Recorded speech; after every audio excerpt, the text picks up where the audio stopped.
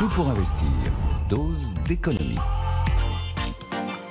Nous allons parler de la panne du marché locatif parce qu'elle se confirme. Bonjour Nicolas. Bonjour. BFM Business dévoile ce matin les derniers chiffres de l'Observatoire clameur sur les loyers du parc privé. Qu'est-ce qu'il faut en retenir? Belle info de Marie-Cœur de Roy, deux choses. Un, la pénurie du locatif, elle est là. Voilà, ça c'est même maintenant plus négociable. Et il y a deux victimes dans cette histoire, parce que c'est principalement les petites surfaces. Ce sont les étudiants et les jeunes actifs. Alors il y a une liste dans le baromètre clameur des villes où ça augmente le plus.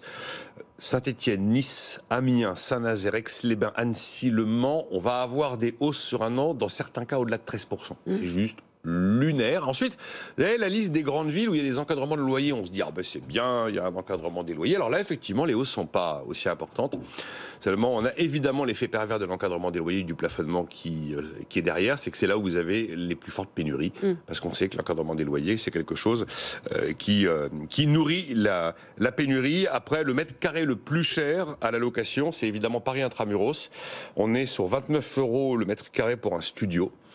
Et toujours pour un studio, après il y a Nice, Bordeaux, Montpellier et Aix-Marseille. Aix-Marseille, on est à 18 € du mètre carré pour un studio. Voilà les chiffres à date.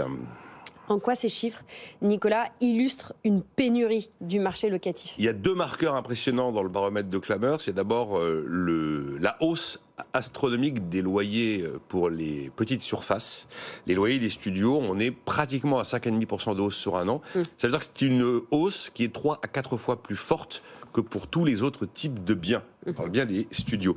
Et après, qu'est-ce qui se passe? Les gens ont du mal à accéder au crédit, donc ont du mal à accéder à la propriété, donc ils bougent moins. Ce qui veut dire que les baux s'allongent et on est à 6 mois de plus qu'en 2018 avec une durée moyenne de locataires qui reste sans bouger pendant maintenant 2 ans et demi, au lieu de 2 ans en 2018. Voilà deux chiffres qui montrent bien quelque chose qui se fige. Donc on a cette panne du logement qui se confirme dans tous les domaines, depuis la location jusqu'à l'accession à la propriété, jusqu'à la construction, on le sait. Ça signifie quoi? Ça signifie qu'il y a un arrêt de la mobilité. Quand les gens peuvent plus changer de toit, il y a un arrêt de la mobilité. L'accès à la propriété est de plus en plus compliqué. De toute façon, le logement social ne parvient pas à répondre à la demande. Et là où c'est tous ces éléments mis bout à bout sur cette panne du logement sont importants, c'est que derrière la notion de mobilité géographique, vous avez la courbe du chômage. S'il n'y a pas de mobilité géographique, on sait que l'emploi en pâtit, les gens ne peuvent pas se déplacer, ne peuvent pas aller vers de nouveaux emplois.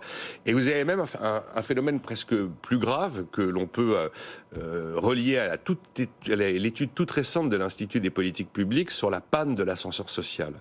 L'une des raisons pour lesquelles il y a une panne de l'ascenseur social, plus marquée d'ailleurs en France que dans d'autres pays, c'est encore une fois l'absence de mobilité géographique. Car vous avez des bassins d'emploi où il est beaucoup plus difficile de se hisser individuellement pour essayer de monter plus haut, et donc il faut bouger. Il faut bouger. Alors il y a la question évidemment de l'accès à l'enseignement supérieur qui est un vrai sujet, mais la mobilité géographique qui est également un vrai sujet. Alors, quand on parle de logement, c'est pas uniquement une histoire de toit au-dessus de la tête. Ça va bien au-delà du simple toit au-dessus de la tête. C'est un élément fondamental de la fluidité de l'ensemble de l'économie, notamment de l'emploi et de l'ascenseur social. Voilà, c'est tout un système économique paralysé que vous nous décrivez. Alors heureusement, sur une note un peu plus joyeuse, vous avez une information. Oui, d'où le titre de la chronique qu'on a décidé de conserver. Là. Pour ceux qui nous suivent en écran, pour réussir à louer, sachez que c'est mardi à 15h. Voilà le titre. Mardi 15h. Dans quelques heures, là. Voilà, Se Loger a fait une enquête assez inattendue. C'est l'enfer pour réussir à louer. Vous avez les gens qui racontent qu'il y a 70 personnes dans l'escalier alors qu'il y a un seul bien. Et alors donc, Se Loger s'est dit, tiens, est-ce qu'il n'y aurait pas un moment de la semaine et même un moment de la journée qui est plus propice que les autres pour réussir à décrocher une location? Eh bien, il y en a un. Et le meilleur moment, c'est le mardi 15h. Comment ils sont arrivés à cette conclusion?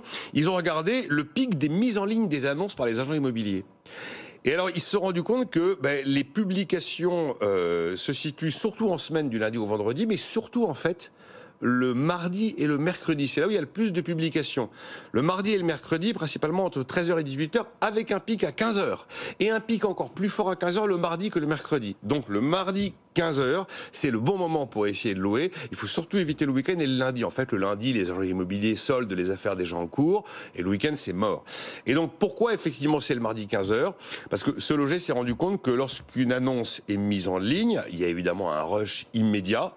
Et à partir du moment où l'agent a entre 10 et 20 candidatures retenues, il retire l'annonce. Et comme le pic des mises en ligne, c'est mardi 15h, il faut être sur le coup le mardi à 15h pour essayer d'être dans les premières candidatures inscrites pour les visites. Je ne sais pas si ça se vérifie partout. J'ai trouvé ça assez folklore comme étude. Et puis à la limite, pourquoi pas, le mardi 15h. Voilà. Pourquoi pas. Écoutez, il vous reste 4h30 pour vous mettre d'attaque. Et si ça marche, si vous essayez cette méthode, écrivez-nous pour nous raconter. Sweet spot à 15h, 15-16h, j'imagine, hein, le mardi. Voilà où il faut vous mobiliser pour aller trouver un appartement. Merci beaucoup, Nicolas Dose.